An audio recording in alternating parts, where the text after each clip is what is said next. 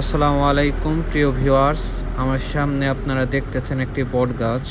এই বট গাছটির নাম হলো কাঁঠালি বট। বনসাই করার জন্য বট গাছ সবচেয়ে বেটার।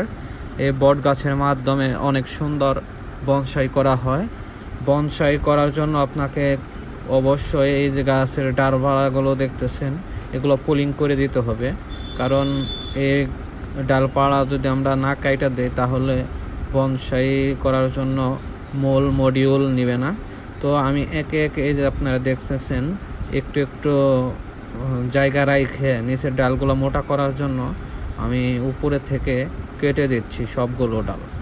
এগুলো না কাটলে আপনারা বনসাই লোক দিতে পারবেন না, গাছটা অনেক লম্বা হয়ে যাবে কিন্তু মোটা হবে না।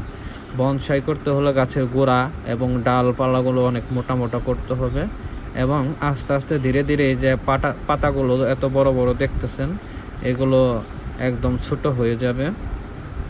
তো প্রিয় বন্ধুরা, ডালগুলো কাটা হয়ে শেষ হলে আপনাকে অবশ্যই ছত্রাকনাশক ওষুধের মাধ্যমে কাটা জায়গা লাগিয়ে দিতে হবে। এখন আমি এই যে আমার হাতে দেখতেছেন একটা ব্রাশ আর হাতে একটা পট, এটাই আমি ছত্রাকনাশক মেডিসিন গুইলা নিচ্ছি। এখন আমি প্রতিটা ডালে এই ছত্রাকনাশক দিয়ে দিচ্ছি যাতে পোকামাকড় এখানে আক্রমণ না করতে পারে। তো ভিউয়ার্স, আমি নতুন বনসাই প্রেমী, তো অভিজ্ঞরা অবশ্যই পরামর্শ দিবেন। আর যারা শুরু করতে চান তারা আমার সাথে যোগাযোগ করবেন। আমি যতটুকু পারি আপনাদের হেল্প করার চেষ্টা করব। ভালো লাগলে লাইক, কমেন্ট, শেয়ার। ধন্যবাদ।